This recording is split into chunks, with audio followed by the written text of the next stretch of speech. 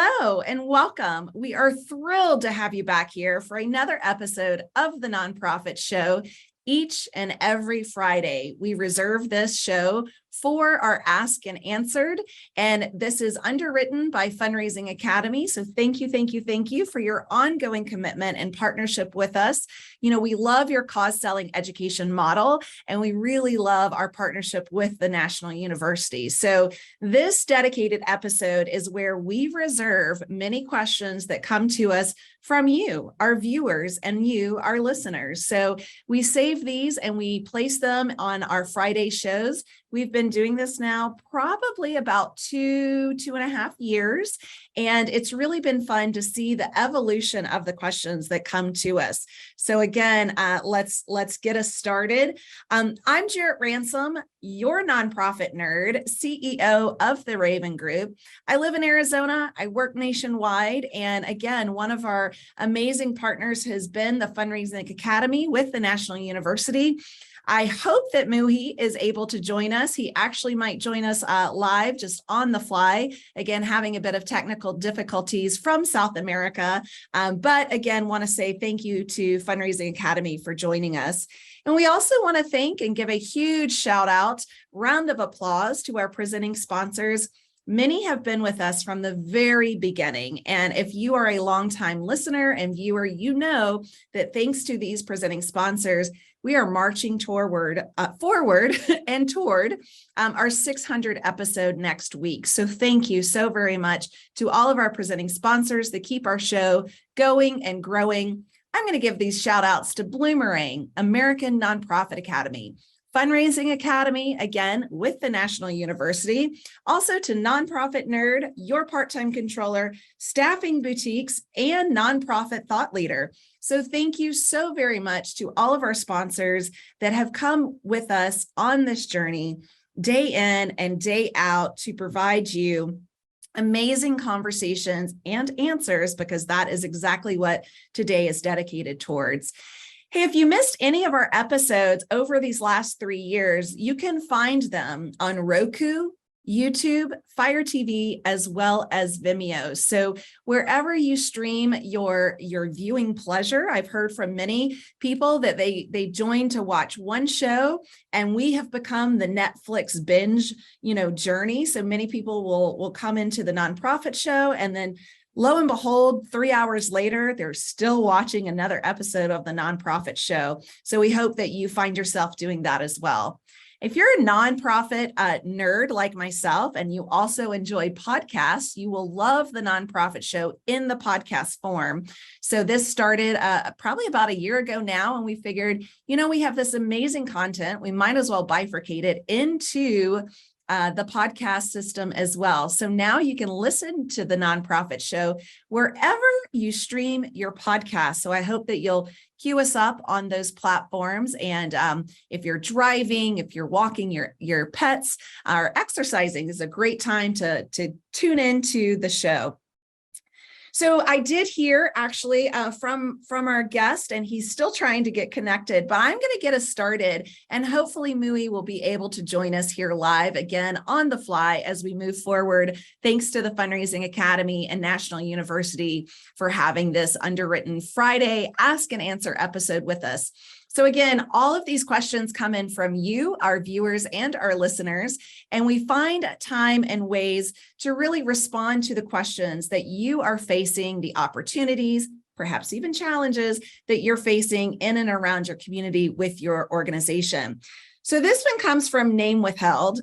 And again, those of you that are longtime listeners and viewers, you know that my co-host Julia loves these name withhelds. So Arlington, Texas. And it says here, we are hosting the leadership team of a similar type of nonprofit to our campus in late October or November. It has been suggested that we have visitors sign a NDA, which stands for non-disclosure agreements, before we start our tour. Can you please weigh in on this? So this is an interesting question. And I find this, really I'm not quite sure how I would answer it previously to doing all of these episodes with the nonprofit show. First of all, I want to honor and recognize the fact that you are having the tour and that you're able to, truly have people come into your organization. I know that's new, and I know that's something that many of us have been just craving and wanting more of. So I love that you're also looking at collaboration, and it might just be, providing your space, providing your intellect with them. Hopefully, you have opened your space to many other people as well for the tour. So I personally do not really see an NDA or a non-disclosure agreement of need. I don't think that that's necessary. When we look at bringing in, individuals to our campus, and sharing with them some of the tools, the techniques that you are sharing with your organization, really looking at this to say, this is a great way to share best practices, but I don't really see it as intellectual property of something that we might need an NDA signed for. So my suggestion, name withheld, is that I don't think that it's necessary unless you are truly going to bring in, all of this intellectual property and lay it on the table while they're providing that tour. Muhi, I'm so glad that you could join us. I provided all of our viewers and listeners your background information. I let them know that you're joining us from another country, and technology is always a challenge. But if you could dive in with me on this question, hopefully you've had a quick chance to read it, and let me know what you think when it comes to having visitors sign NDAs when they're coming in for a tour. What's your thought on this?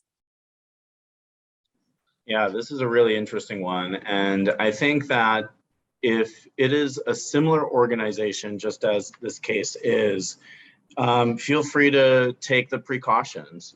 This is your intellectual property. This is your mission. This is how you accomplish your goals. And if you're giving people the inside knowledge on how you operate as an organization and how you have that special magic with your donors and your constituents, it's better to be safe than sorry. Yeah. And that's exactly what I said. If you're kind of doing a generic tour that you do with maybe the general public, you might not need that NDA. But if you are pulling back the curtains and you're rolling out the red carpet with a lot of intellectual property, that's exactly when you might want to consider that. So, name withheld in Arlington, Texas. I hope that both of our responses help you address this in a more, a way to move forward in something that you're comfortable with, as well as your governing board is comfortable with. So that's something to consider. Well, Muhi, I'm going to read this and I'm going to ask you to answer this one first. So Aisha from Detroit, Michigan writes in and wants to know, should we meet with prospective donors for coffee offsite, or should we meet with prospective donors at our nonprofit? We work in the arts and culture sector and don't really have a space for coffee or a meeting area per se. What would you say to that, Muhi? I love this question, and hopefully I might know Aisha from Detroit, born and raised, so there's a slight possibility. Love it. But I think, if your organization doesn't have the capacity or the area for meeting, but you still have things at your office that are relevant for your donor to see. Maybe it's like, hey, come by to the office and we'll give you a quick 15-minute tour, and we have a really close coffee shop nearby and we'll go, or a place to have lunch and whatnot.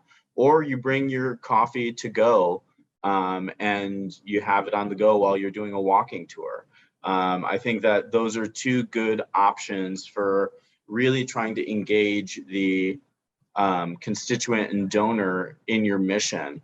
As an arts and culture organization, you may have work from your constituents, if it's an after-school program and the kids are doing art or whatever the case may be, and those things will speak to your donor. They want to see the impact that you're making.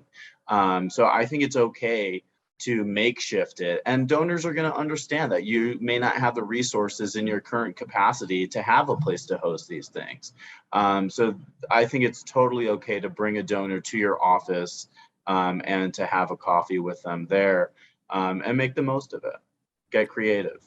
Get creative. I love your hybrid suggestion there. I'm working with a client now, Muhi, that has experienced and is experienced just extreme expansion. And so even offices that used to house one person now house two people, right? Or kind of have this floating office space.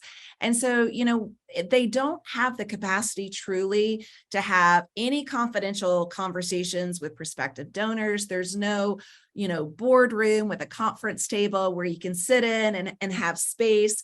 And so, I think that, having that option of the hybrid where, bring your coffee, go on a tour, or do a quick meeting at the office so you can see. And I would say, really, it's where your programs happen. It's not necessarily where you push paper or where you're doing your administrative work. It's where the magic happens in your program.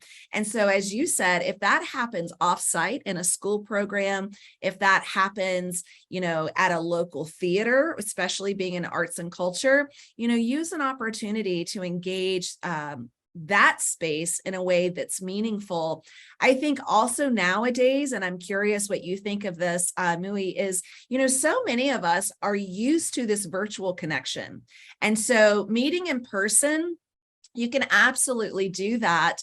And so maybe there's a way for that hybrid to also do, in person, but also doing a virtual reality where, perhaps you give them a tour that's virtual, or you can share, you can kind of integrate all of these various modalities in a way that suits the purpose of the meeting and highlight the programs, because I really feel that is why, the prospective donor is there, is to see the program and where their dollars are going to go. What do you say to that?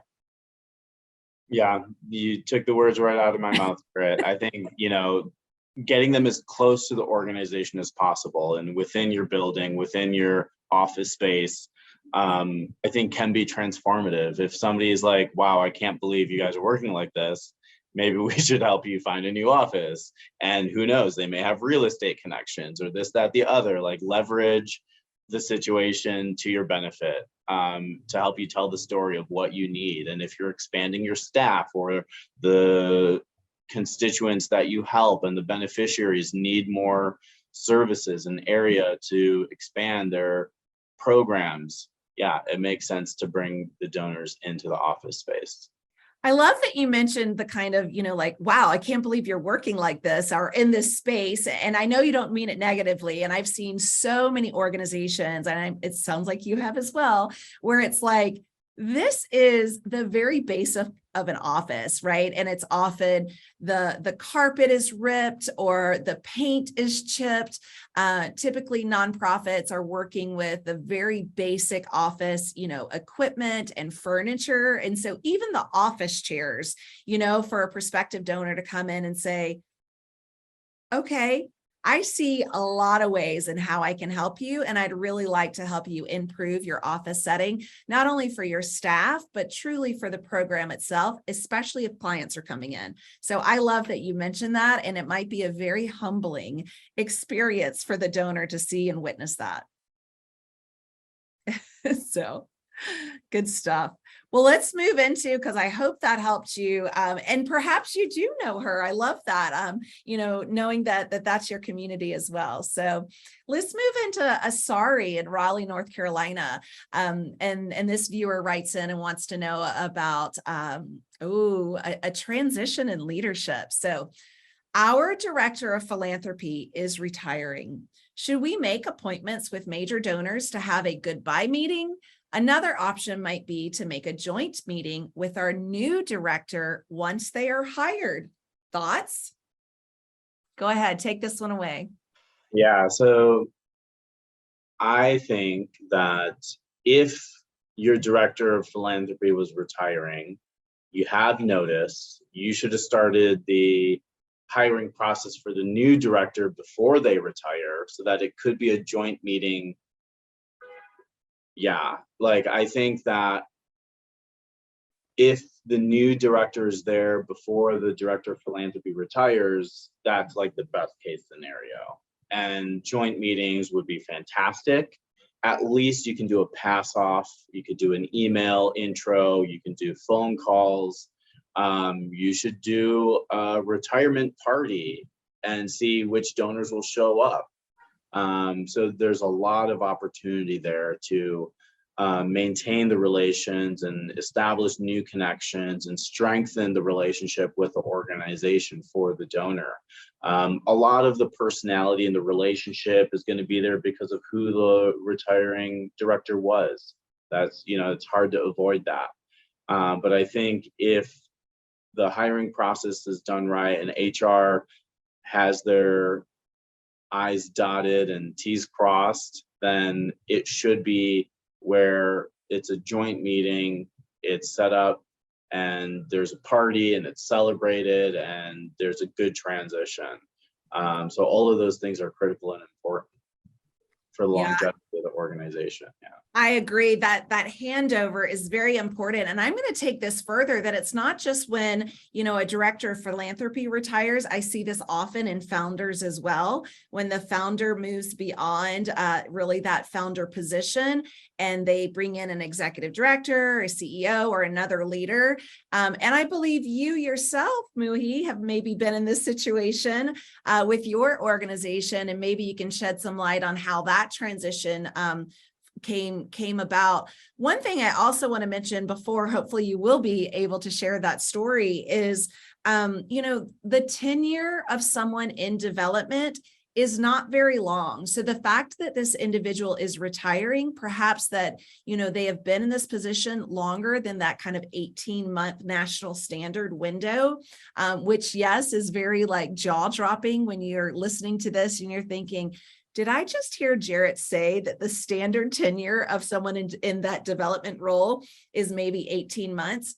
Yes, you did. And that is scary because that means there's a lot of transition, but having this opportunity of retirement and having this opportunity, as Muhi just suggested, to have a retirement party, I think is very valuable, because you're right. Seeing the donors that make the, the distance to join that, or make the commitment to join that party, will speak volumes to the relationship of the person as well as the organization. So I kind of put you in the hot seat, Muhi, but again, I know that you either co-founded an organization. I hope you'll share that. And then you now have kind of moved into another role within that organization. So while not director of philanthropy, but in a founder's way, how did you navigate that personally? Yeah, thank you for asking the question, Jarrett. And I'm happy to talk about the real story of why I decided to step away from an organization that I founded and was working at full time. It's simply because I was burnt out. I put everything I had into American Muslim Community Foundation, and it is a fantastic, thriving organization. We have dedicated board members. We now have a full-time executive director. We have part-time staff, a donor manager, a nonprofit manager.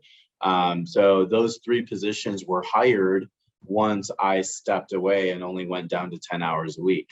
And now, they're a fantastic team doing the work that we set out to do. And they're looking at details of things that went over my head. And I was like, I'm going to focus on my skill set and do the things I like, and other things fell to the wayside. And now they're picking up those crumbles that I left behind. But it was like that to operate a multi-million-dollar nonprofit to help families distribute their charitable giving. And now we're becoming a stronger organization. Sometimes you do have to put the cart before the horse. And this was an example of that, of filling a void in a community and helping a community distribute their charitable giving. And now we've given out more than $8.5 million in 6 years. So it's kudos to the team, it's kudos to the board members and the other co-founders that they were able to see the foresight and, not let us fall into the trap of founder syndrome. And I'm excited to see how AMCF continues to evolve. And we've made those transitions and introductions to our donors and organizations that we support. So we hope that we're doing the right thing, that we're taking the right steps. And we're still a young organization, and there's so much more for us to grow and experience. So that's what I'm most excited about. I'm still committed. One day I'll join the board, I'm sure, and not be a consultant for the organization, but we're still working through those transitions, and we'll get there when we get there. And who knows, even if the organization grows, I may come back full time. There's an interesting story that we get to weave of creating this organization, and I'm excited to see where it'll go. Yeah, thank you for that. And how did the transition with the donors go? Because I really do feel that, a founder story, a director of philanthropy that's retiring is very similar in the fact that these are really deep-rooted, connections and conversations. So, there's this goodbye meeting suggestion from Sorry. There's this, joint meeting suggestion from Sorry. How did you handle that transition for you when that happened? Is that something that Sorry might also want to consider? Yeah, for sure. Like I had so many donors and organizations and people still reaching out to me, and I had to empower the executive director and make those introductions, and empower the donor manager to take over the donor advised fund families accounts, and empower the nonprofit manager to take over the relationships with all the nonprofits. So it was all about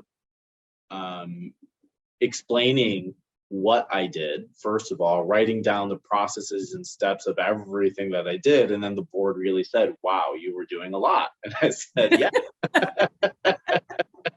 And then from there, it was making the argument like, yes, let's have an executive director who's more operational. I'll still focus on the fundraising. They'll do a little bit of it, but it's my responsibility.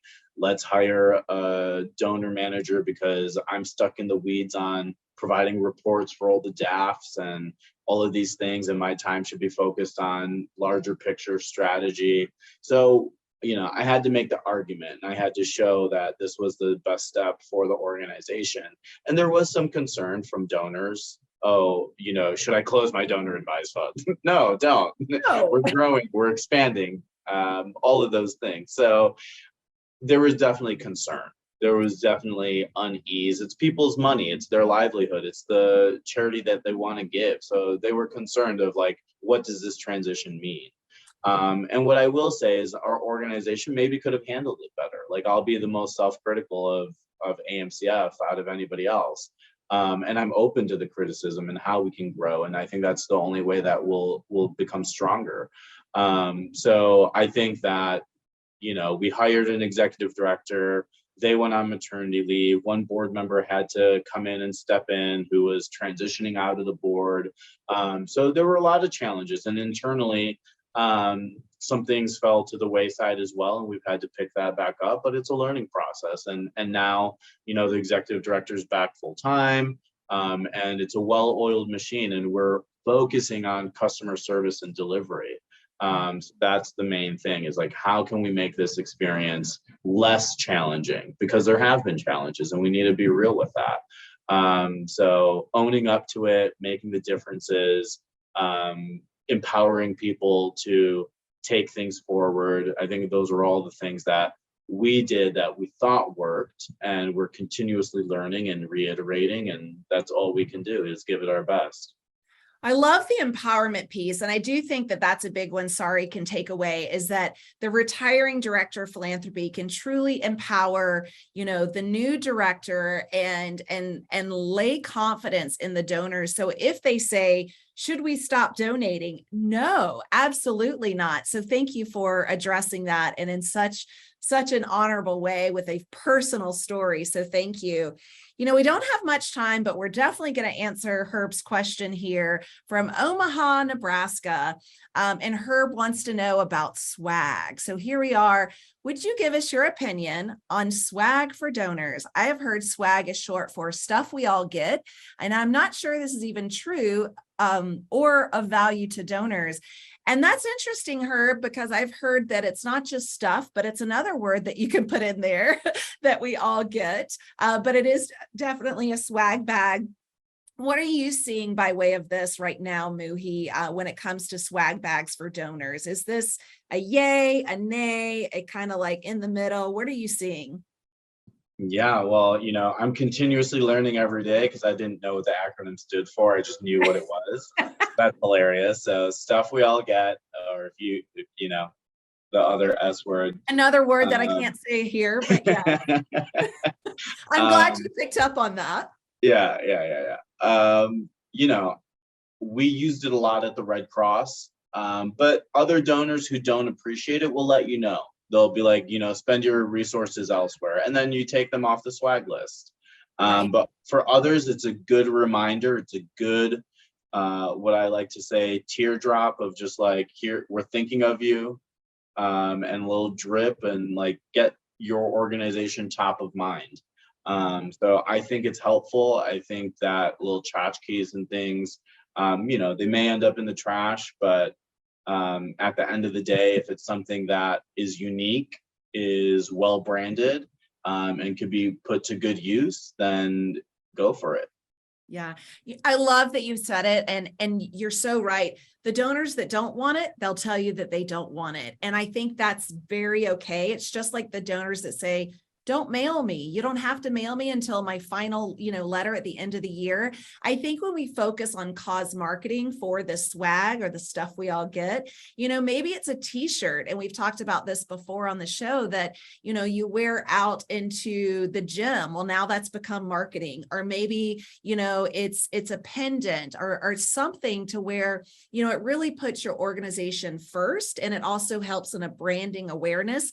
Stickers right now are all the rage for a certain demographic, myself included, that I either put them on the side of my car or I put them on a water bottle. And so really depending on your donor demographic and what kind of swag you're considering, I think that's doable. My swag, Muhi, and I know you know it, are these notable glasses. And sure, they might get, in the trash at some point, or they might get shared with a child at some point. But to me, it's all about that marketing and the playfulness. So I would really consider, what would be relatable for your organization, Herb, and how might your donors, receive that. So again, thinking of, is it a keychain? Is it a pendant? Is it a sticker? So it doesn't have to cost a lot of money, but maybe there is something that you can give that also increases that cause marketing awareness, again, with just getting the word out and letting other people in the community share and become an ambassador for your organization. So I do know that many of us have a lot of tchotchkes, and I'm not one for hanging on to those things. I have a feeling you're not either, especially traveling abroad. And so really being mindful of that and your donors. So I hope that is helpful. But well, we're wrapping up our show. I cannot believe it. I am so grateful that you could join us. I did let our viewers and our listeners know that you're joining us from abroad, and I believe South Asia. So I am in Colombia and Okay. I head to Guatemala tomorrow. So, if I'm on the show again, it'll be another country, but, just still living this journey called life and taking it day by day. I absolutely love it. And I love following your journey and having you share it so openly. So thank you for that. And Sure. again, Muhi, thank you for joining us. You're a trainer with Fundraising Academy, also part of the National University. And again, co-founder, which he shared with us with his transition story here with the American Muslim Community Foundation. So again, just grateful to have you on the show and to have your valuable expertise to share with us on this Friday Ask and Answer.